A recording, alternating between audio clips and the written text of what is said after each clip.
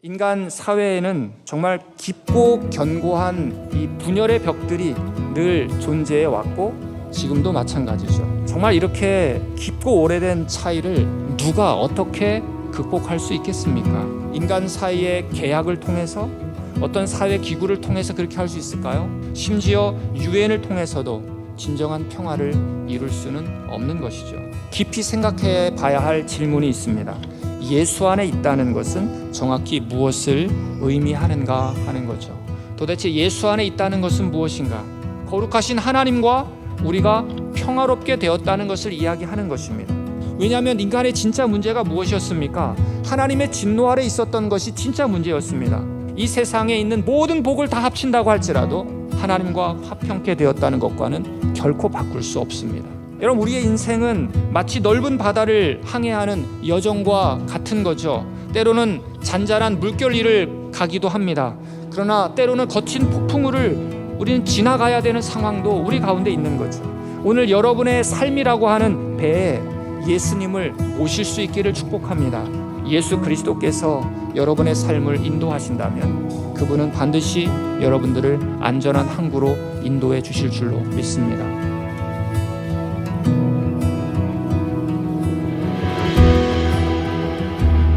오늘 선포될 하나님의 말씀 함께 보겠습니다. 에베소서 2장 11절에서 18절까지 말씀입니다. 에베소서 2장 11절에서 18절까지 말씀을 우리 한 절씩 교독하겠습니다. 그러므로 생각하라. 너희는 그때 육체로는 이방인이요 손으로 육체 행한 할례를 받은 무리라 칭하는 자들로부터 할례를 받지 않은 무리라 칭함을 받는 자들이라.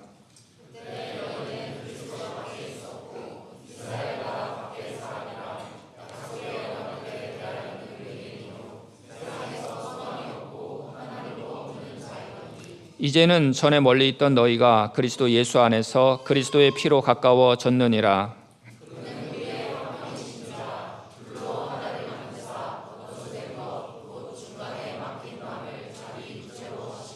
법조문으로 된 계명의 율법을 폐하셨으니 이는 이 둘로 자기 안에서 한 새 사람을 지어 화평하게 하시고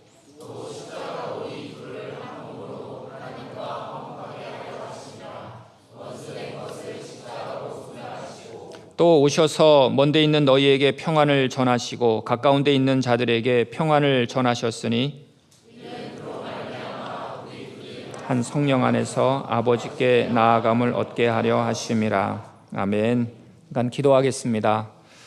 하나님 아버지 감사합니다. 오늘도 저희들에게 하나님의 말씀을 보내어 주시옵소서. 각 사람의 심령의 문을 여셔서 하나님의 말씀의 씨가 마음밭에 잘 떨어지게 하시고 풍성한 열매가 맺히게 하여 주시옵소서.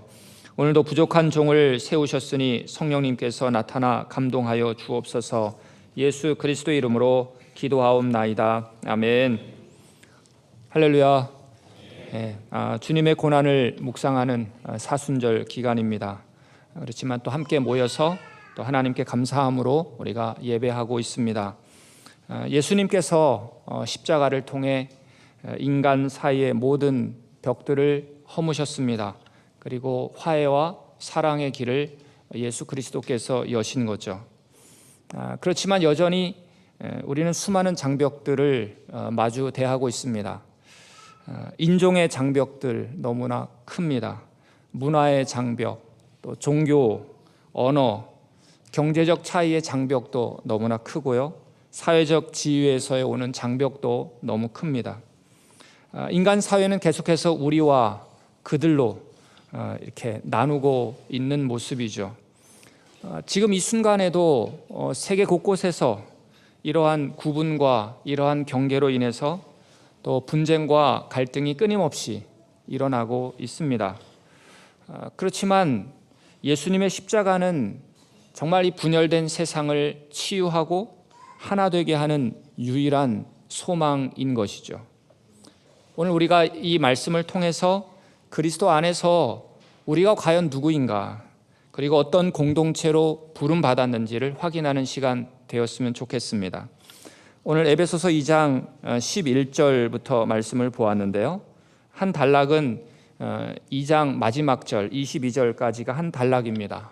그러나 저는 이 부분을 이번 주와 다다음 주 두 번에 나누어서 설교를 하려고 합니다.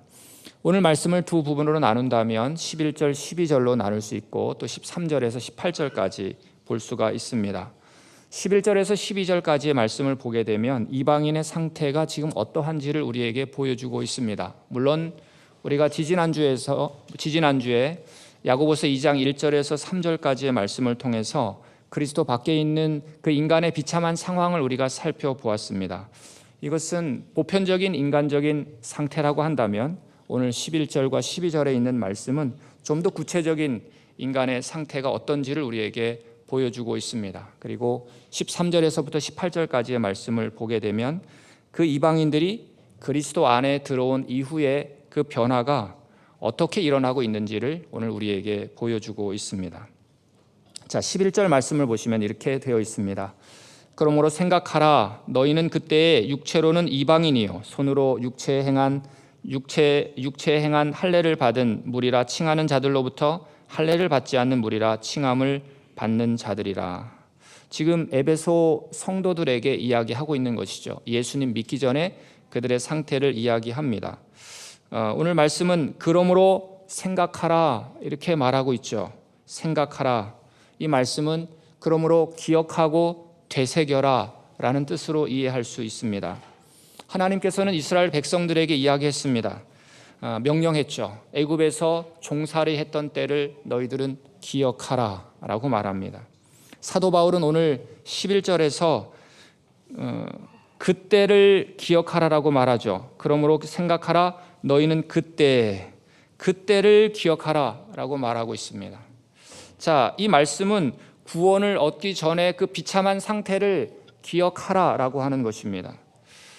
여러분, 오늘 우리가 신앙생활을 하면서도 과거의 상태, 예수 믿기 전의 상태를 우리가 기억하지 못하면 겸손하기보다는 교만이 우리의 앞서게 되고 감사하는 마음보다는 불평하는 마음이 우리 안에 만들어지게 됩니다.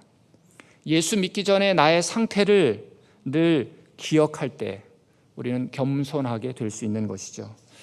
그리고 지금 부어주신 은혜가 얼마나 크고 놀라운지를 우리는 깨닫게 되는 것입니다.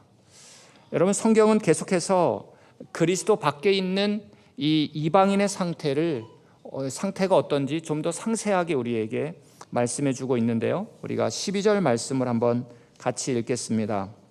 그때에 너희는 그리스도 밖에 있었고 이스라엘 나라 밖의 사람이라.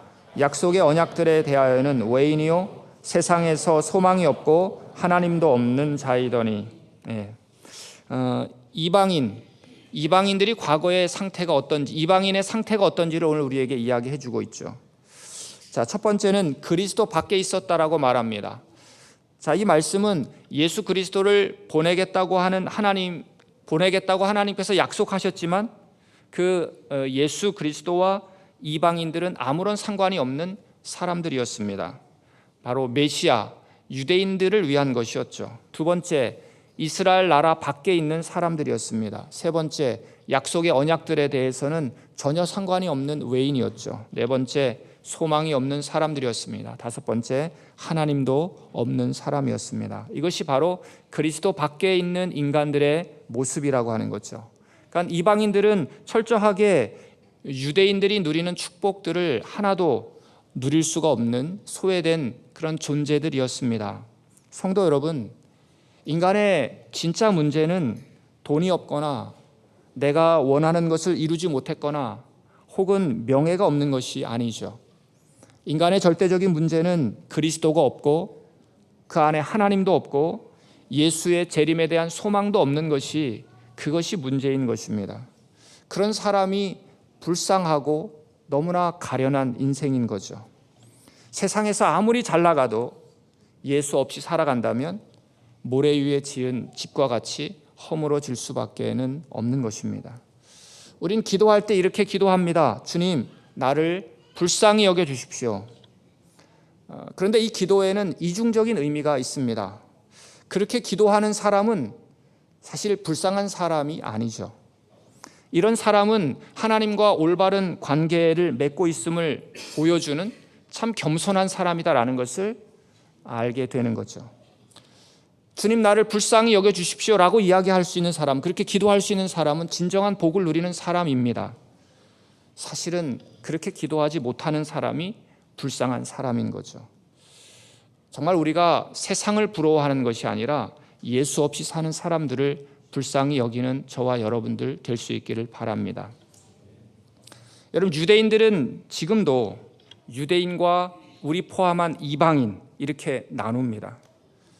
그리스 사람들은 그리스인과 야만인, 우리 포함해서 야만인 이렇게 나누죠. 사실 이러한 구별과 차별은 먼 나라만이 아니죠. 우리나라도 일본을 향해서 뭐라고 이야기하고 중국을 향해서도 뭐라고 이야기를 합니다. 또 우리나라 안에서도 사람들을 여러 기준으로 나누게 됩니다. 출신 지역으로 나누기도 하고요. 또 정치적인 성향으로 갈라서기도 하고요. 또 얼마나 많이 가지고 있는지에 따라서, 또 얼마나 많은 지식이 있는지에 따라서 출신 학교 다양하게 나누어지고 있습니다. 여러분들은 사람들을 어떻게 구분하고 있습니까? 저는 여러분들의 그 구분법이 하나님이 하신 것과 동일할 수 있기를 바랍니다. 하나님의 구분법은 딱 하나입니다. 그리스도 안에 있는가, 그리스도 밖에 있는가. 성도 여러분, 프랑크푸르트 사랑의 교회에 등록했다고 모두가 다 자동적으로 그리스도 안에 있는 것은 아니죠. 중요한 것은 우리의 마음이 진정으로 그리스도께 속해 있는가, 이것이 너무나 중요한 것입니다. 이 진리를 오늘 우리가 깊이 인식한다면 우리 교회 공동체를 우리는 새로운 시각으로 바라보게 될 것입니다. 우린 단순히 교회에 와서 서로 아는 사람들과만 교제하는 것까지는 사실 부족합니다. 모르는 성도들과도 적극적으로 인사를 나누고 교제해야 하는 거죠. 오늘 우리가 예수 믿지 않는 사람들을 향해, 생면부지의 사람들을 향해 다가가서 복음을 전하지 않습니까? 그런데 교회에 오면 낯선 사람들에 대해서는 우리가 그렇게 가까이 다가가기가 쉽지 않은 것 같아요. 여러분, 독일에서의 삶이 때로는 얼마나 외로운지 몰라요. 또 우리 모두에게는 속 이야기를 나누고 싶은 마음이 있어요. 그리고 신앙의 경험을 좀 공유하고 싶은 그런 열망들이 우리 가운데 있습니다.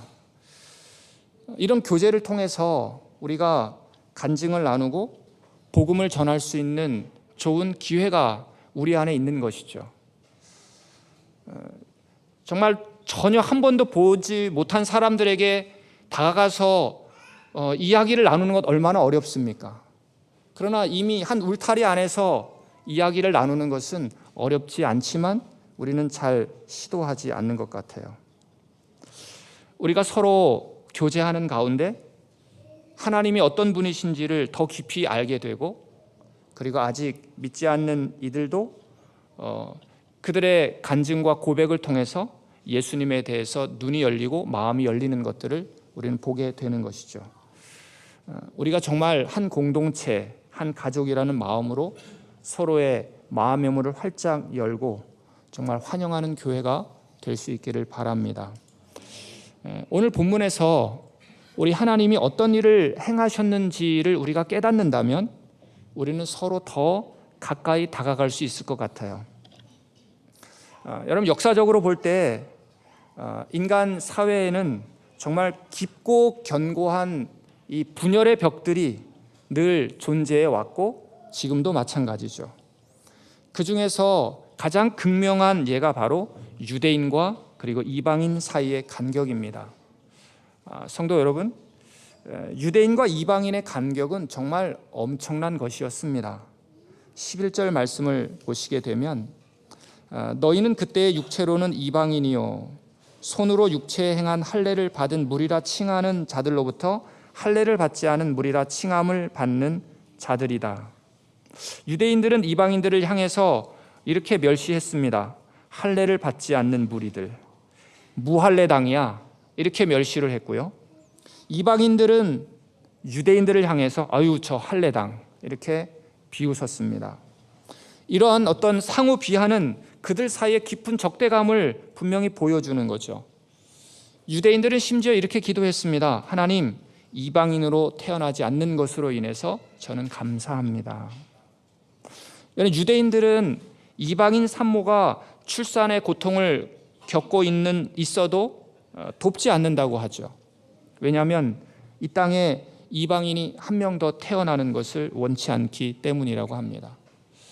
성전이 참 아름답고 멋진데 유대인 성전의 뜰은 세 부분으로 나누어져 있죠.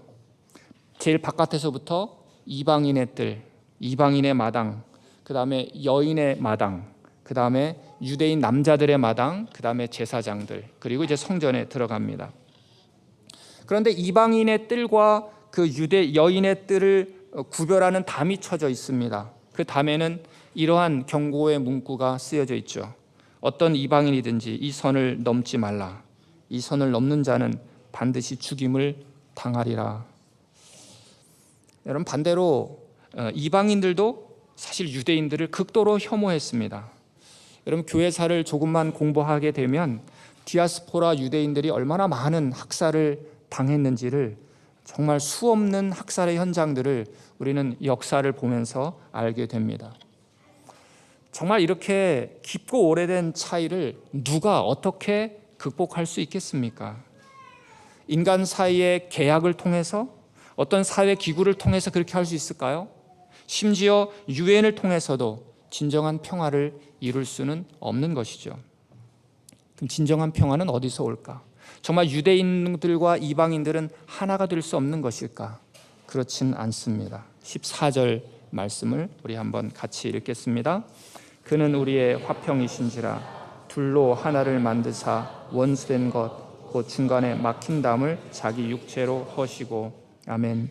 여기서 둘은 이방인과 유대인을 말합니다. 계속 둘 이야기가 나오는데 둘은 이방인과 유대인을 말하는데요.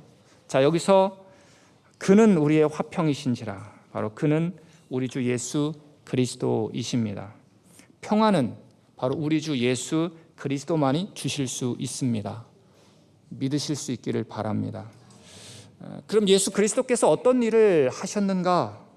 이제 우리는 정말 이러한 비참한 상태 혹은 서로를 미워하는 관계에서 어떻게 구원을 받고 어떻게 우리가 사랑할 수 있고 어떻게 우리가 평화롭게 되었는지를 한번 봐야 될 것 같습니다.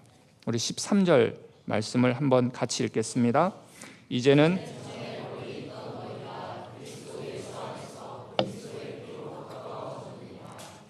이제는 이라고 말하고 있습니다. 이제는 이라고 말하고 있다고 한다면 그 전에는, 그 이전과 현재의 변화를 이야기하기 위해서 이제는 이라고 이야기한 거죠. 이제는 예수 그리스도의 피로 가까워졌다고 하는 것이죠. 예수 그리스도의 이 십자가의 죽으심을 통해서 오늘 13절에 멀리 있던 너희, 멀리 있다고 하는 것은 이방인들을 말합니다. 멀리 있던 너희도, 이방인들도 하나님과 화목하게 되었다고 하는 것이죠. 예수 그리스도를 통해서, 또한 예수 안에서 인간과 인간이 회복됐다고 하는 것입니다. 여러분, 예수님은 유대인과 이방인 사이의 그 견고한 벽을 허무신 거죠.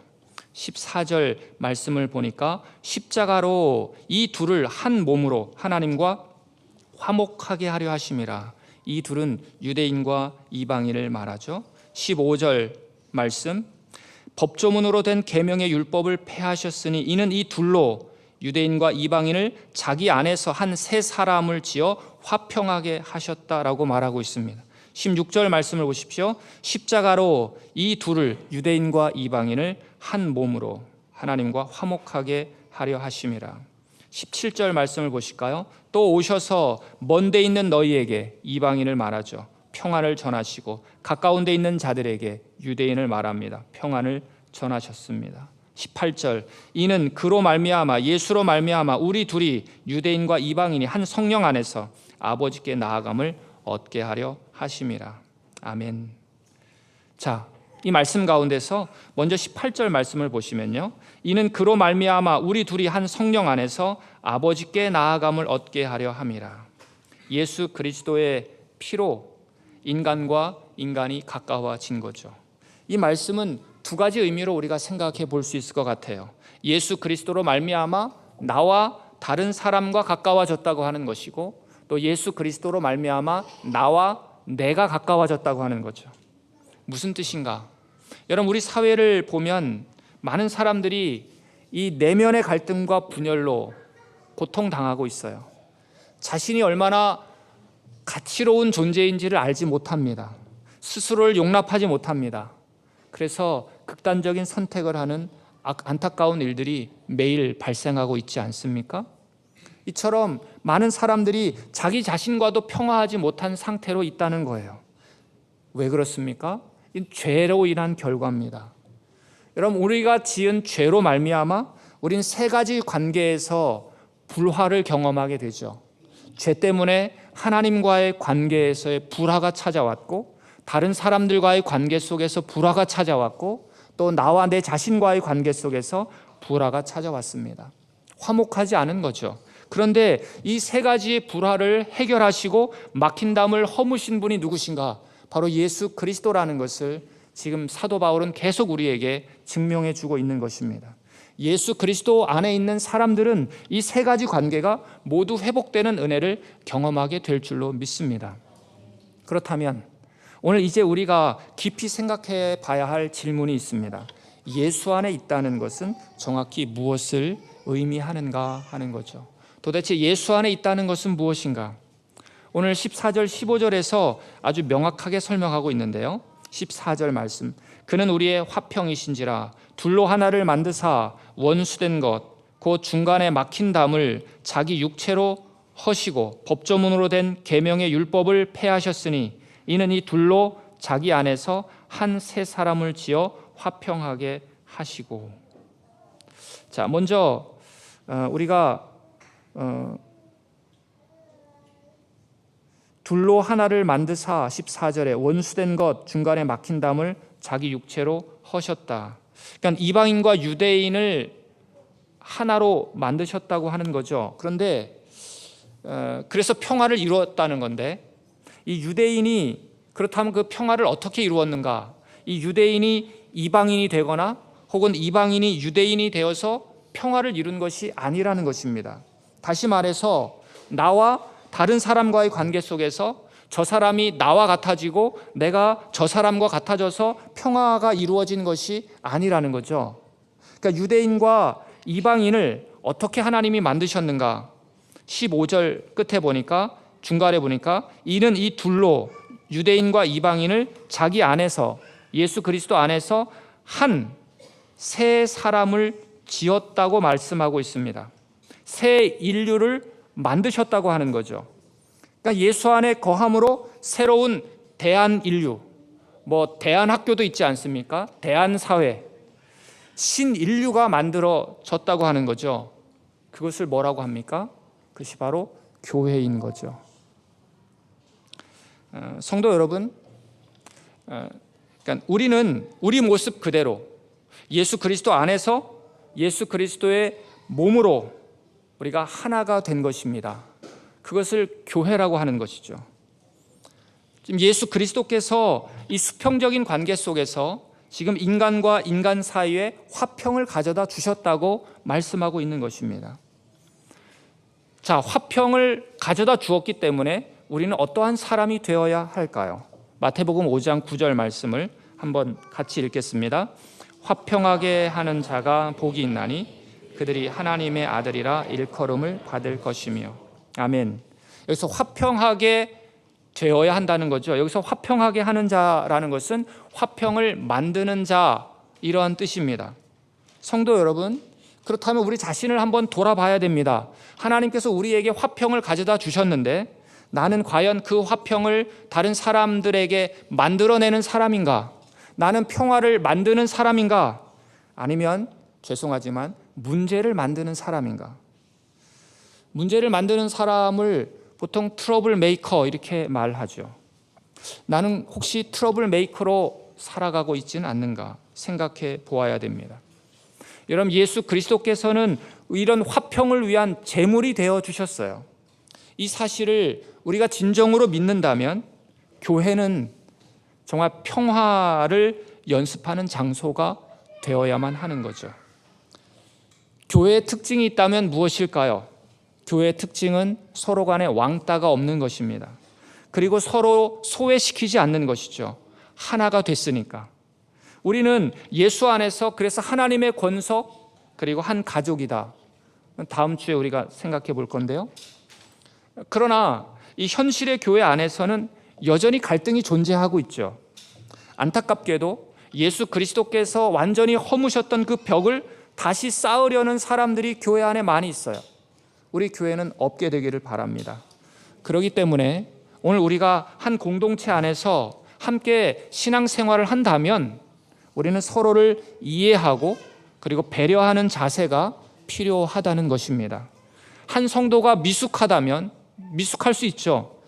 그러면 기다려줄 줄 알고 실수했다면 덮어줄 수 있어야 하는 거죠.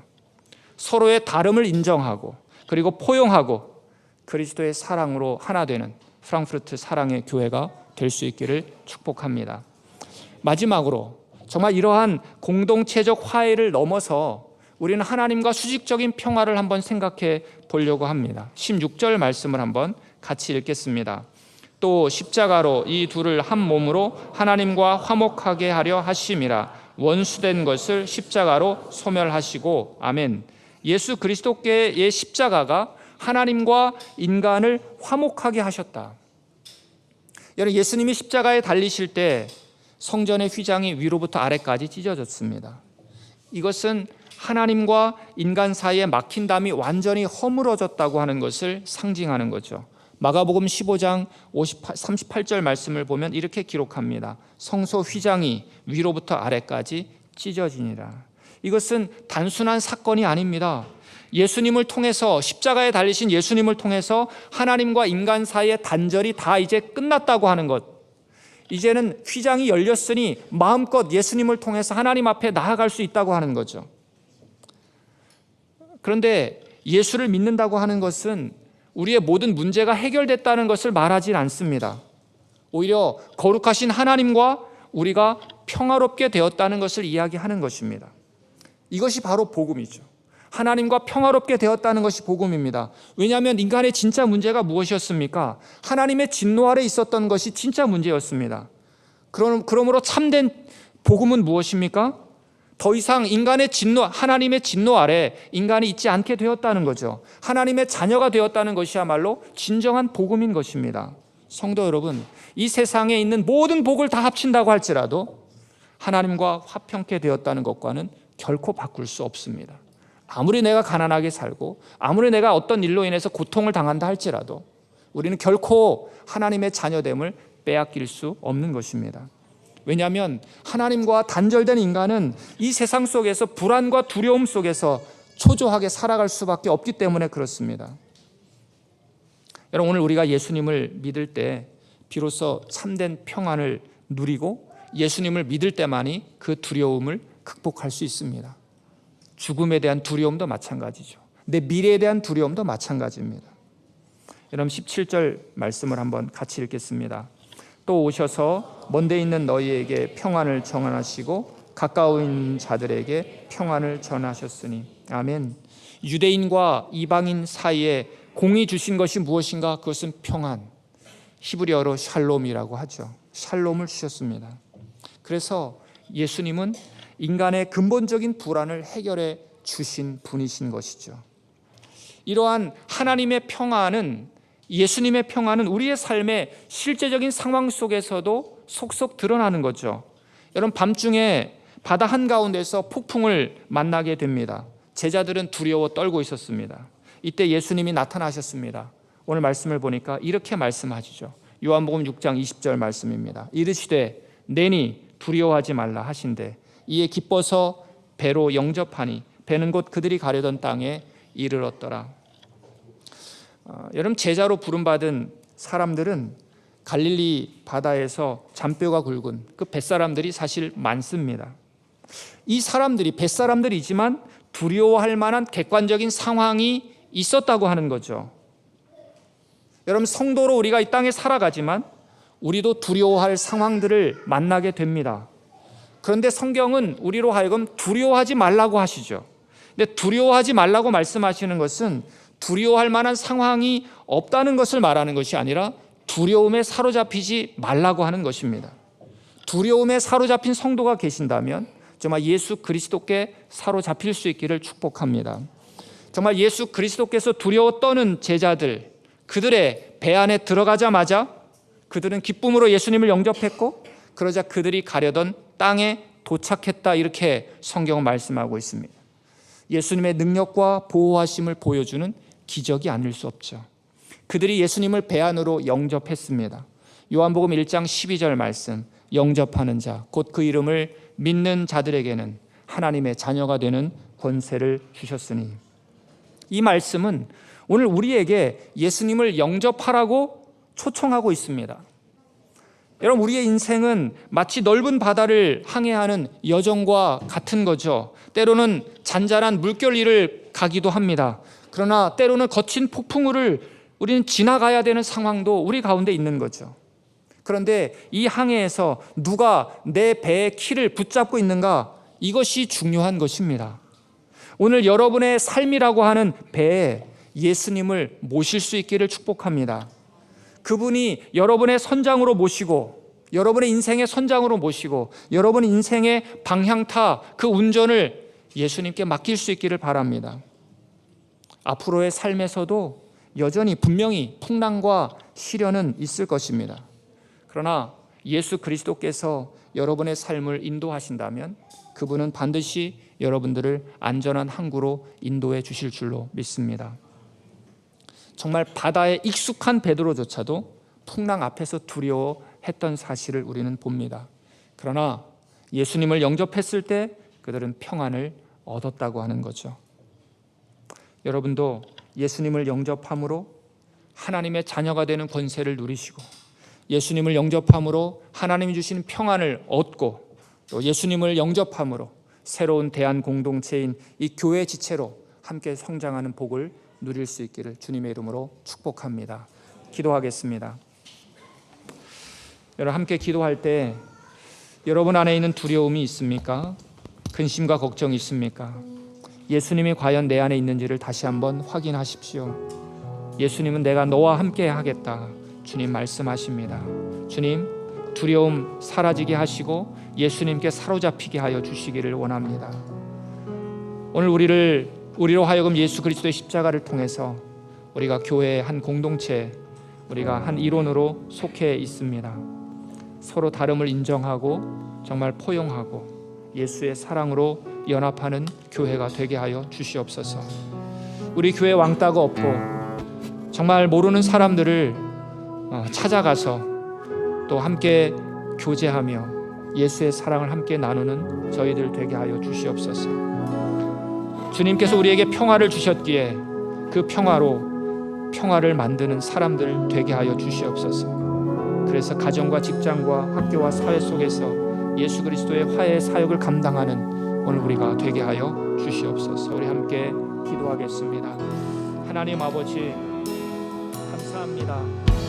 모든 두려움과 근심과 걱정 하나님 아버지 사라지기를 원합니다. 예수님을 영접하게 하시고 그 안에서 진정한 평안과 기쁨을 누리는 자들 될 수 있도록 하나님 인도하여 주시기를 간절히 원합니다. 하나님 아버지, 정말 새 대한 공동체 교회를 우리 가운데 허락해 주신 것 감사합니다. 하나님 아버지, 교회 안에서 참된 소망과 기쁨을 우리로 누릴 수 있도록 하나님 인도하여 주시옵소서. 주님 앞에 다가가게 하여 주시옵소서. 하나님 아버지, 서로를 다가가게 하여 주시옵소서. 예수의 사랑으로 하나님을 누릴 수 있도록 하나님 인도하여 주시고, 하나님 아버지 주님을 바라보게 하시며 예수 안에서 진정한 만족과 삶을 누리는 우리의 삶이 될 수 있도록 하나님 인도하여 주시기를 간절히 원합니다. 하나님 감사합니다. 더 주님 바라보게 하시옵소서. 예수 안에서 누릴 수 있도록 하나님 인도하여 주시기를 간절히 원합니다. 우리 하나님 만나고 우리로 하여 하나님의 귀한